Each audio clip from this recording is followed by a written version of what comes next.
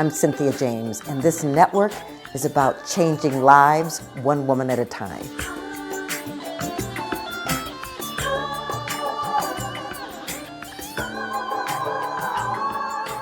Hello, and welcome to Women Awakening.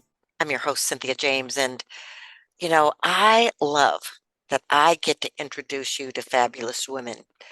Not only women that are way showers and change makers on the planet, but they're women that inspire me to be better.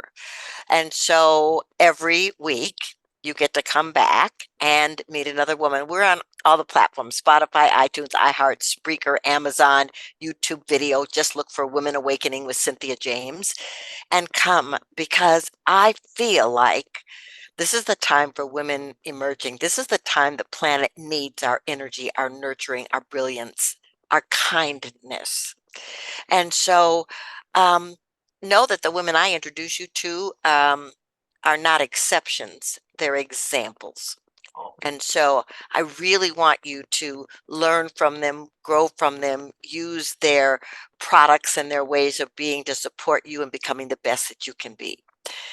Today, I have a fabulous person who I met probably a little over a year ago, and her name is Donna Orender. And this is what it says in her bio, that she's recognized as a leader of growth and innovation in several high-profile companies, and her ability to pivot as a former professional basketball athlete has served her well. So in 2011, Donna launched Generation W. It's a dynamic platform of education and inspiration, connection for women and girls, and it's in service to building community. It has changed the trajectory of thousands of lives who've become part of this inclusive and energetic community. Oh, and by the way, she served 6 years as the president of WNBA, during which she solidified its base. Oh, yeah, and led double-digit growth in all key business areas. I met her when I was in New York doing my book tour, and then I got to speak on her incredible stage. Donna, welcome. I'm so happy you're here. I am thrilled, of course, to be with you, Cynthia, as a gift. Well, I want to start by asking how you grew up and where you came from. People tend to think that successful people just sort of drop into it and it's all easy. And how did you grow up? Where did you grow up? Yeah, I grew up in a little suburban neighborhood on Long Island, just over the Queen City border. But there, it had a more suburban feel than an urban feel. I was the oldest of 3 daughters. My mom was a homemaker. My dad was in sales of some sort. I know he traveled a lot and wasn't around a lot. But when he was around, I always loved talking sports with him, because when he talked sports, he was animated and he was engaged. And I knew that was a way I could get his attention. And I think that's probably the genesis of my love of sports, not only in engaging conversation with my dad, but then ultimately in playing so many of them. And so when you went to school, were you an athlete? I was. Now, sports in schools when I grew up isn't anything like they are now. We didn't have sports in 5th grade, 6th grade, 7th grade. Really, we weren't. But really, when you got to high school is when you really played. And when I was in high school, I played 7 sports. Wow. Plus school. Plus school. And I went to dance for 8 years. Yes, no one would call me Grace. Trust me. But I wonder if I didn't have dance lessons, what I would have looked like. But my question is, did you sleep? Yeah, enough. I think, honestly, I always had this kind of very inquisitive and acquisitive philosophy of life. I wanted to learn more and do more. And honestly, even all these years later, if I can connect those dots still. Right. Well, and I think is why I feel like I'm part of your tribe, because we have a similar way of operating. But I want to know about you playing basketball. Where? Well, actually, basketball, I played tennis first. That was going to be my first serious sport. And I was recognized by top coaches and invited to join an academy. But I found ultimately, and I also played I was the first girl to play on a boys' team I don't know if it was in the state of New York, but whatever. And I played on the boys tennis team, but I found it to be lonely. And I really Mhm. liked team sports, and I was loving basketball. And I went to summer camp, and all the boys played basketball, and they got these cool t-shirts. And I'm like, I want a t-shirt. I like them. I remember the color I like best. And so the male counselors would come down and teach me. And I loved the game. And I played in high school, and I played in AAU, and I played up in Harlem in the Rucker League. I played for one of the best teams in the nation collegiately. We made history as being the first women's team to ever play at Madison Square Garden. I ended up playing the first women's professional league. And ultimately, as you know, 25 years later, ended up being the president, they call it commissioner today, of the WNBA.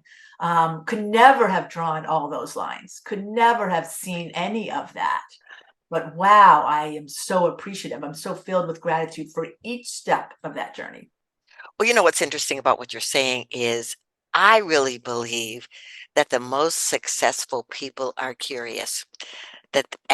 Are adventurous. They wanna know things, they wanna do things, and so that exemplifies you. So my question is, okay, how'd you get to be president of the WNBA? I mean, was it a stepping stone? What was it? How did I get there? Well, because I played professional sports, I made a lot of relationships. I had a lot of friends in the media. So I did a lot of interviews, both for print and on air. I ended up doing some on air sports work. And then ultimately, when the league folded, I ended up working for ABC Sports, which was the leader in sports. And so I began this media production background. I started to develop the skills in producing sports, right? Writing, all of those kinds of things. And that led to the next step and the next step and the next step. And ultimately, I ended up at the PGA Tour. And for them, I ran their production company. I built the business. In Wow. between, I had my own company too. So I did develop business building skills at a young age. And when I got to the tour, building a business felt like something I could do, and I did. And ultimately, raised to the level of being in the office of the commissioner, building our global television production, programming, digital, and brand businesses. And but I always loved basketball. And there was an opening at some point, and when I had my own company, I had relationships with the NBA. Adam Silver was a great friend then, great friend now, David Stern. And so when the opening came, I was fortunate enough to get the call. So there's something that you just spoke about, but it's something I've noticed about you. Uh-oh. You are a relationship builder, connector, and mm, hold the container to stay connected to those people for, I'm going to call it lifetimes. So, was that something you learned or was that who you are? I think it's who I am, but I also have to say I think it's who my mom is too. My mom is very relationally focused. I grew up with a mom who was always bringing people into our home, who really was generous with her heart and still is with people. It didn't matter who they were or where they came from. She never met a stranger. And I think, we see that at a young age. And I still see that at this age. But I also feel that strongly you treat people in a way that you want to be treated in a sense. And so I'm always sensitized to the fact that whether I work with you now or not, that we have a relationship that will transcend, because that is the essence of what makes humanity strong. That is so beautiful. So, where did the thought of Gen W come from? Yeah, it's a good question, right? Um, I've been to a lot of conferences. I would spoke all over the country and some internationally. And I noticed in my travels, and this was like early on, right? When women were just starting to get together and having little groups here and there. There was one, the women at NBC, and I was invited, and I looked up and I saw all these women so gleeful at meeting each other. And they were in all different industries. And I took note of that. And then there was someplace else that I saw the same thing happening. And I said, When I left the WNBA, I knew that women and girls were in my heart. It was something I always wanted to stay connected to, wanted to be a participant, fully engaged and expanding those opportunities as I could. And so when I got to Jacksonville, I said, you know what? I'm back home. This is the South. It's not known for being very progressive in its thinking. There are women everywhere I saw who are looking to be invited. And so let's create a unexpected thought leadership event in a place that's unexpected for it. Focus on women, look to talk about opportunity and raise voices. And let's do it here. Let's do it right here because I'm going to be here now. And I believe in excellence. Excellence has kind of guided my career. If you're an elite athlete, you have to believe in excellence or you can't perform. And so that's how it all started. I had created the brand in my head earlier. I had not in any way used it. So I said, Generation W is it. We're going to educate, we're going to inspire, and we're going to connect. And we're going to do it in the service of building communities so that by all of this energy, right, all of this value that we will unleash will be put to the use of building the places where we live and work. And that's how it started. Well, okay, so that's been 12 years. Actually, this will be our 13th. Really? April Well, 5th will be our 13th. How about that? A bar mitzvah year, a b'nai mitzvah year. so ladies, I want you to know that, I've put on conferences, I've been to a lot of conferences, I've spoken at a lot of conferences, but this is the top of the game. Oh, This is that's a so place, nice. well, it is. It's like extraordinary speakers, participation, vendors. It was at this university. So I guess I want to say the vision was building communities and supporting women and connecting women. But how did you move from the vision to this extraordinary event that's really first class? Well, I appreciate all of the accolades. They're most welcome, and please continue to say that. My background's in production, right? I built a global a production company, and I'm a producer, I'm a director, I'm a writer, and I took all the places I've been. I was at the Fortune Most Powerful Women's Conference. I was at, I don't know, name them. And each one of them I enjoyed, but I wanted to take an element of them and then make something where people felt seen and heard and appreciated and comfortable. And I wanted to involve the whole person. So it just wasn't a business place, because how do you do business if you're worried about your personal life, right? Or if you don't feel fulfilled in something else. And I believe in the arts and I believe in music, and I know that you do too. And all of those things that fill our senses infuse us, right? With the ability to show up better, I guess, in the world. Yes, And yeah. so it just created this idea of taking the best that I thought. And I got to be my own, not only producer and director, my own EP as well. And ultimately, right, ultimately the community would decide whether the decisions that we ultimately made were decisions that work for them. And as you can Yeah. see, that has happened enthusiastically, I think. Well, yes, women from all over have come. So I want to talk about WOW, because WOW was birthed out of Gen W. So what is WOW? Well, our second year of doing Generation W, I think we had almost 1,000, mostly women in the theater. And I invited 7 girls, incredibly diverse, from a girl out of foster care, a girl who experienced the earthquake at that point in Haiti, upper middle class girl from the West Coast. And we worked with them for a couple of weeks. And it was simple. They were on the stage and we said, who are you? What's important to you? And how do we help you? And that conversation from these 7 extraordinary young girls, our first WOW girls, really moved people.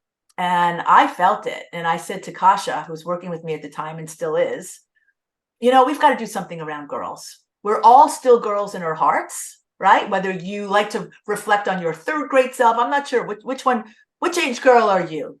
6-year-old. There you go. But right, it never leaves us. Right. And so I said, let's create a leadership mentorship experience. We'll build it off model of Gen W, smaller. We'll engage women because women kept saying, how do I get involved? How do I get involved? Well, let's play it forward and do a mentor walk with girls. And so within 10 months, we had put together Generation Wow, but based in the ethos of the positive and the possible. And if I can, Cynthia, I'll tell you very proudly that last year we celebrated our 10th year in Jacksonville. But in the last month, in October, we hosted Generation Wow in Orlando, Florida. We had 600 girls and 150 mentors, I think. And then 3.5 weeks later, we did the same thing in Jacksonville with almost 400 girls and 125 mentors. And we have in-school programs in both communities. And we now have this grant called Multiply the Wow, as our board feels the work is just too important to not help it expand across the country. Well, I'll tell you, it's exciting to hear you talk about it, but it was as exciting to be in the experience of them and what you've done. You know, I really want to ask you about, because you're a production person and you're a producer and director and a writer, you know, but you also garnered an enormous amount of sponsors. Was that because of all these relationships you built? Yeah, well, I worked in men's professional golf and we sold. I wasn't on the selling team per se, but I was on the selling team for our production entertainment company. So I did that. You know what I mean? We negotiated big contracts and figured out how all the deals we would get sponsorship. And I built our digital business, and I did that by bringing in sponsors. I think we were the only league that was able to launch at a no cost basis, meaning that I was able to cover all of our technology development and production costs with our sponsorship packages that we were able to create and sell. Um, and so, yes, relationships, of course, but also delivering value and understanding what companies want. We're their partner. How do we get them right to the place where they need to be with the work that we do? Yeah, so ladies, if you want to do an event, if that's something in your heart, listen to what she said. What value are you giving so that the partnership works both ways? So, Donna, you got all this going on, and you're married, and you have children. I do. And how do you manage all of that? Yeah, I don't know. Um, I do. What can I just say? I do. And I think along the way, I mean, I talked earlier about how I'm really about excellence. And as women, there's something in the culture that surrounds us that sets expectations of us that somehow communicates we need to be perfect. I've let go of that a long time ago. It's not about being perfect. And, I've worked in a lot of male organizations, and they're not so focused on being perfect. They're focused on getting it done. And I just feel like I do what I can do. I probably do more than I can do because there's always more in us. Yes, And then I have to come to peace with the pieces that aren't done, understanding where my priorities need to be, because there are places you can't let down, right? And yes. that's what I do. And I come to peace with it some of the time. Well, yes, but I was there. Your husband's so engaged in what you're doing and so supportive. He is. You I couldn't do know, it without him.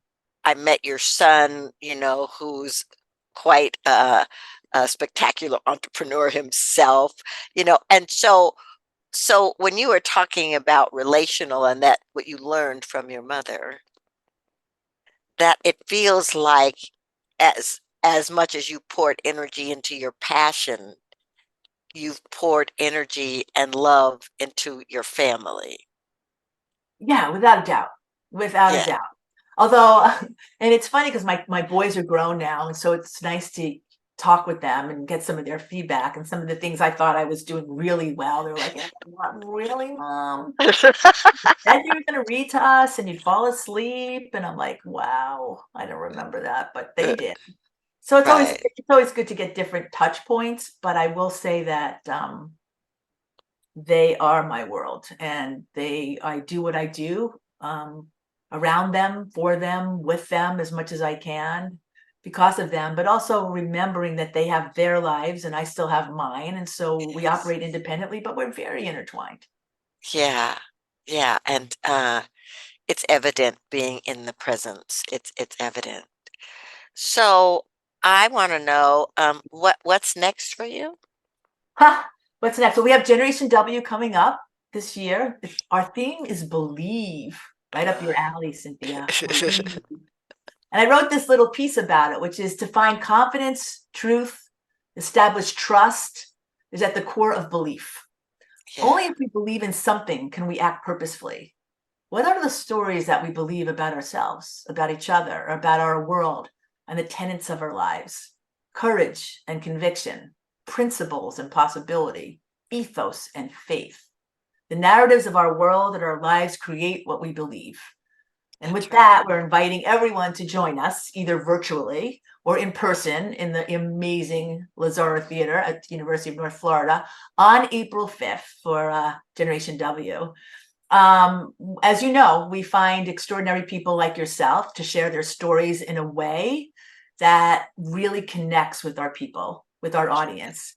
And I think you'll attest to the fact that people come, and from the moment they come, there's a spirit of connectivity, and no one's looking over their shoulder to find out who's the next person I have to talk to, but they feel Yes. comfortable in the presence of themselves and those around them. And that's why I love it so much, honestly. Well, yeah. And so how do people find you and get connected? You can always find us at Gen W Now, GENWnow.com. Yeah. And so, ladies, what I want to say to you is if you're looking for a community, if you want to connect to other women, if you want to see what's happening in the world for women, this is the place for you to go. Because just as Donna is passionate about this, everybody on her team, every volunteer, every, I mean, you're just swept up in the energy. Swept up So, in the energy. I like that. I'm going to use that. Come get swept up in the energy. yeah, that's right. Absolutely. So, this show is called Women Awakening. And I want to ask you, I mean, it's the same last question I ask everybody, but Okay. why do you think women awakening on the planet at this moment is essential? It's funny. I say to the girls, or wow girls, I'll say to them, who of you do you think you can change the world? And like some of them raise their hand. I said, we not only want you to change the world, we need you to change the world. And we need an energy that women do give, right? And I'm not saying that men don't have this, but the world is better when we have the diversity, not only of energy, but of intelligence, of smart, oh, what's the word I want? Intelligence, of empathy, of all of these different leadership styles, of experiences. And you would think I would have a canned answer on this with all the work I do with women every day.